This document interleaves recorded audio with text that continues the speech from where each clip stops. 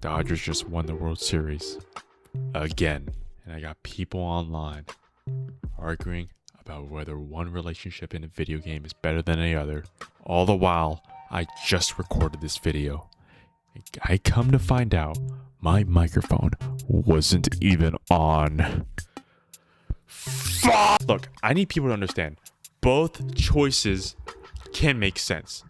What I'm about to say are just my thoughts on those choices, and maybe why some people prefer them over the other. This isn't me telling you how you should play the game. These are just my thoughts, my opinions about why I think one relationship may have an edge over the other.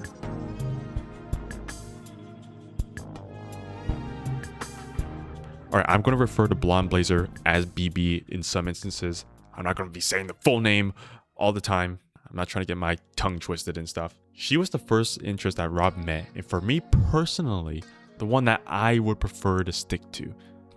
BB seems a bit more mature for Rob's love interest, and canonically for me, seems like the choice that Rob himself would have made at that moment. Of course, look, I get it. This is a choice-based game. The player can decide. There's no official canon choice. At least we don't know yet. But in my personal opinion, this just makes more sense to Rob's story as well as Mandy's. Let me explain. She's one of the first people to know the real Rob away from the mech suit. Rob is known to be a bit of a loner, bit of an outcast from the other heroes. He usually works by himself. And of course, we know this because Charles mentions that he hasn't talked to him in years, not after his father passed away and he became Mecha Man. We also already know that he really doesn't trust anyone with his suit. He brings this suit up to his apartment multiple times to fix it, put it back together without any help. So when it's broken, he just considers retirement. He doesn't think of the idea that maybe he could possibly find someone to fix his suit. He thinks that maybe this just might be it for him. Now, like I mentioned, BB is able to peel back more of the layers of Rob and get to know him for who he is. Now, some people may question the genuine nature of her interest. After all, she was sent to recruit him in the first place. So I understand that. But we see at the bar and at the sign, Mandy wants to open up to Rob. She wants to talk about the real her, talk about her origin story too, after Rob shared his story, his background, his motivation. This title of Mecha Man being passed down from generation to generation, how his father was killed by Shroud. I think it is important though, that for this relationship and for this dynamic to seem better, I think it's important that Rob doesn't kiss BB in the first episode. I know a lot of people, are probably horn dogs. They're big excited. They see the option, so they want to go for it. But I 100% believe that the payoff you get in episode 4 is way better if you decide to hold off on that kiss. And that's what I did in the first place. You're both maybe a bit buzzed. You guys just met. We don't have to kiss on the first date. Guys, I don't know about you, but I'm not looking to get too crazy on the first date with a lady, okay? I've been on a couple of dates and things change, but you don't have to always go for it every time on the first date. Now, BB's desire to share the Mandy side of her is shown beautifully on their date, when even I was tricked into thinking she had a massive change to her character once she took that amulet off. When really, all that changed was that she was shorter by a few inches, is actually a brunette instead of a blonde, isn't maybe all jacked and muscular as we thought. Now that's an insecurity she has. She thinks that people only like, care, or respect the BB version of her. BB revealing her Mandy version, her true self, her normal self, is almost like a turtle without their shell. She's revealing a lot out there. She's putting a lot of herself out there in front of Rob. And as ridiculous as it may sound, because she is still absolutely gorgeous as Mandy, it's a lot for her to do. So if you take that into consideration, add the bonus that you waited to kiss her, I think the dialogue speaks for itself.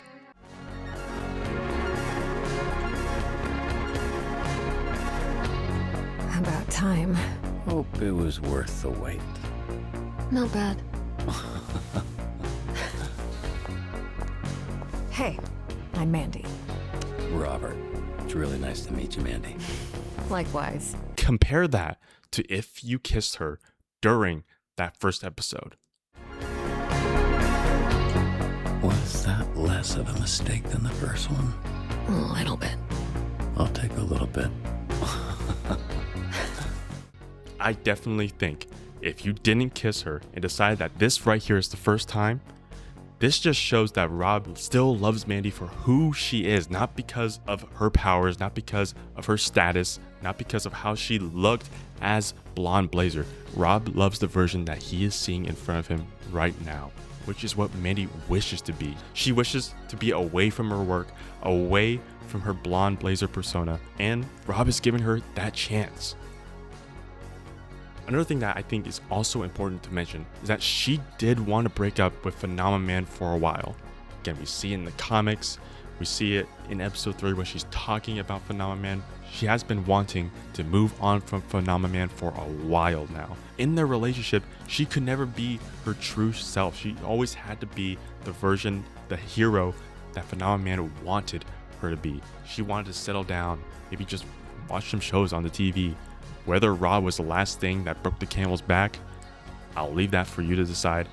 But in my personal opinion, based on what we've seen, what she said, what she has shown to us in that date, I genuinely think that she is being genuine. Okay, now what is the case for Invisigal? Look, let me just get this out of the way. She is absolutely gorgeous. I mean, who doesn't love a fucking tomboy that you can have hilarious banter with, go back and forth with? Hell, we've seen it in the Superman show, that Superman animated show. They made Lois into a tomboy. Look how the internet reacted. Oh my god, people were fawning over her. And respectfully, I can understand why. Look, she's very entertaining, and honestly, maybe the type of relationship people want, someone that you're comfortable with. So I absolutely do not blame anyone for choosing her over BB. Again, I don't blame anyone for choosing her over BB. I can respect that.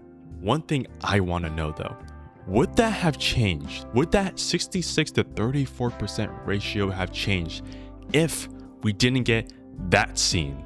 Would people have been more likely to stick with Blonde Blazer without that scene? Because let's be honest, you see her, without her clothes on, you're like, wow, she's gorgeous.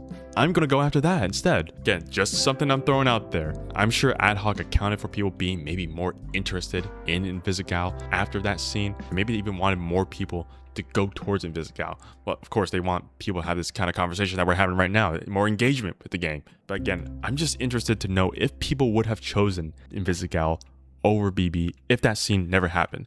Now, of course, I know people will say, oh yes, of course I would, but you've seen the scene already. We need to have someone play the game without that scene and see what would have happened. Again, I'm not taking away from your choice here. I'm just interested in the data here. I think people also need to realize Rob doesn't know what Invisigal's dream was like. He wasn't actually there. He wasn't physically there. Sure, she tells him bluntly what happened, but that actual connection wasn't there. He never really went out on a date like BB at the bar, if you can call that a date. Maybe call it an interview or whatever. But they actually were together. They actually hung out for a little while. They were with each other. They touched each other. Now, of course, relationships don't need to revolve and shouldn't revolve around physical touch in order to be genuine. But the beginning of this Invisigal relationship feels a bit more one-sided than it is with BB and Rob. Now, I'm sure people realize that this relationship started a bit one-sided, which is why they chose to go out with her, to build that closer relationship, to make it to that point where they can really hang out with each other and have that chemistry with each other, or build on that chemistry they already have. Which leads me to my next point. We are more exposed to Invisigal. Not that kind of exposed, but we are more exposed to her rather than BB, who we have a bit of a limited time with. Again, we're working with Invisigal on these missions. We work with her at the donut shop, telling her, guiding her what to do. We give her that pep talk on the swing to not quit. We guide her through the jewelry store. We send her on job assignments with her quips and dialogue appearing so much. So people are going to feel more comfortable and see it more as genuine to go out with Invisigal. Now, one scene that I absolutely love, and honestly made me really love Invisigal, was her secretly giving us the preferred donut that we wanted on our desk before smashing it to bits after our fight. I just don't see a lot of people mentioning that, but that scene right there, oh my god, I really love that scene. Hey, kid. What? What are you doing? Yeah, No. I did this. It's weird because yeah, I saw this lady, smiling lady person, put a donut on your desk earlier, previously, and it was nicely on a napkin. But then she comes back and she just crazy, like the evil mode, and smashed the same donut. What a mess. And really, this scene right here does show that she does have a genuine, more softer side to her. I can see why people would want to go after Invisigal. Maybe after that scene, you want to see more moments like that, more genuine moments like that. You want to see her away from that dickhead exterior and see that more compassionate, more softer side to her, because we don't see that often. Now, Invisigal, as we saw during the swing conversation, feels like that she is doomed to be a villain. Maybe she is working with Shroud. Maybe that's the reason she has that kind of mentality. She already knows she's a villain. But Rob, again, is showing a genuine want for her to be better, a genuine want for her to improve and be the hero that he knows that she could be. She may be a bit more malleable, like some of the points I mentioned before. Maybe people have that, we can fix her mentality. I can fix her mentality. Or she can fix me, or stuff like that. Again, throughout the assignments we sent her on, the dialogue choices that were presented to us, many of those scenes with her, Rob is giving her the confidence that she needs to build herself up and be a hero. Opposed to BB, who again is already a hero. She's an established hero that so many people look up to, that so many people admire in this universe. We, the player, want to see Invisigal get to that hero status, want to be there to help her get to the hero that we know she can be. Now, I know I threw in that Shroud thing. I'll get back to it later, but just keep that in mind. Now, I know there are some theories and maybe some people questioning if one romance is secretly malicious, if one person is secretly a villain. Now, I really hope that there isn't some kind of villain twist for either BB or Invisigal. I'm more so inclined to believe BB isn't a villain. I think we've sailed past that theory already. I think that theory is already dead. But that theory could make sense for Invisigal. Now, just think about it. How did that bomb that knocked out Mega Man get behind him without him noticing? Look, I get it was chaotic and stuff like that, but who was Toxic talking to when we were chained up? Hey, great! All go to the plant. Now get out of there, babe. Perhaps this is Invisigal's arc. It could be her finding some kind of purpose as a hero, and us, the player, are helping her redeem herself and maybe get away from that life. And look, I honestly wouldn't mind that kind of story if it's executed properly. And I think if that were the case, a Rob and Invisigal romance would be incredibly interesting. I also seen another theory. I forget the guy's name. I just remembered I was supposed to look at it. Now, shout out to Brand Wolf on this theory. I just watched this video. In fact, he's what inspired this video in the first place. And I would honestly be very interested in this one as well. Could BB be the daughter or be someone related to Shroud? Now, we know what Shroud looks like already. We have a picture of his face right here. And if you compare that to the Mandy version of BB, well, they got some similar features, maybe same color hair, same face, eyes, whatever. I think that could be very interesting. Now, some people may say, oh, that just proves that she's working with Shroud.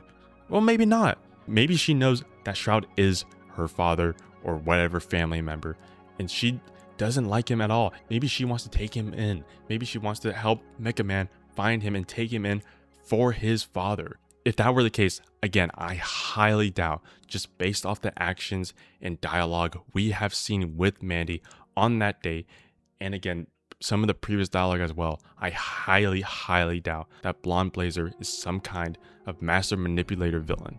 One other interesting theory that I just saw just going through some of the Reddit forums or Reddit discussions was that maybe Invisigal and BB are actually roommates, which I'll have to put some of the comments up. It's kind of an interesting read. I didn't go too in depth with it, but it would explain maybe why Invisigal looked at her phone. Maybe BB texted her saying, oh, I'm gonna be home late and busy with something, and maybe she finds out, oh, she went out with Rob. Oh, which again, that could be another very interesting dynamic between both BB and Invisigal. But if that were the case, that could be a bit of a like tipping point within the community. That's just gonna really, fire up some people. Say, oh, how could she do this? How could she lie to her? Yada yada, all this stuff. So maybe that shouldn't happen. But if that were to happen, let's try and keep it civil, guys. Let's just talk it out, okay? Look, I'll say it again. Both choices are valid. And the reasonings, when there are thought behind them, are valid. What I think is freaking ridiculous and honestly makes my head fucking melt is when people are arguing and saying that one choice is the absolute right choice and one choice is just blasphemous. And of course, I get you're going to see that kind of mentality on TikTok, Twitter. That's why, once I see myself scrolling through and finding these comments, I'm like, hold on, what the hell am I doing? Why am I looking at this stupid shit? There is no wrong choice in either relationship. Both of these relationships can make sense. And once we get the whole story, again, we've only gone halfway through this game. There are 4 more episodes after this. We can come back here after those 4 episodes and see if one choice is maybe better than the other one.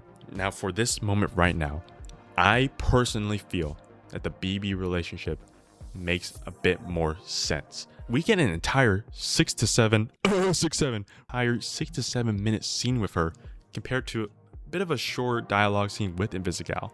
Maybe that's the devs somewhat showing a preference as to what they think the players should choose, but again, I'm sure the relationship with Invisigal, should you choose it, will be expanded on further, more than that last scene, in the future episodes. I just wanted to make this video because I'm just hating the discourse surrounding both of these amazing characters. You shouldn't feel like one option is the absolute truth while the other is absolutely wrong.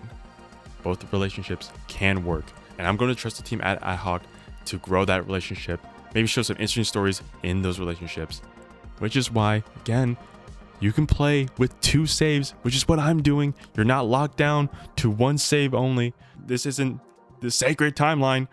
You can play 2 saves with 2 different relationships and see how it goes and decide for yourself as well, because that's what I'm doing, and that's what I recommend you do too, so you don't lose your mind. Thanks for watching. This is the first time I ever done like a video like this, so somewhat of like a video essay. I mean, I even wrote sort of a script for it. It's more like an outline, really.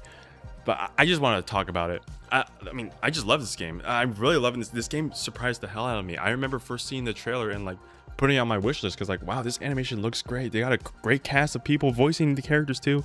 I'm very interested.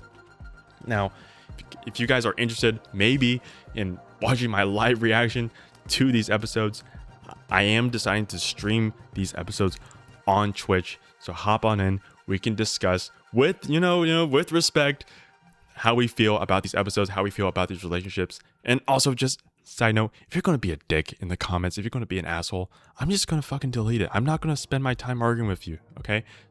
But if you genuinely, feel a certain way and present, your points and whatnot, sure. Yeah. I'll leave it there. Like we can talk about it. I love to talk about it. I love to hear your guys' thoughts. Maybe I'm sure a lot of people probably disagree with me. I mean, we see, the percentage already. I love seeing the people talk about this. I love it. I just hate how some people are discussing maybe Blonde Blazer, Invisigal, whatever. Again, I'm going to post this image up here. A real Invisigal fan never speaks ill of Blonde Blazer and vice versa. Be respectful, guys. I think we can all have a civil conversation about this. Again, if you're going to be a dick, get the hell out of here. But again, if you guys are interested in seeing me play, I'll definitely be playing on Twitch, so be sure to subscribe to this channel. I'll definitely be posting an announcement or post or whatever to let you guys know. I probably won't be streaming right when the episode comes out. Sorry, I got a job.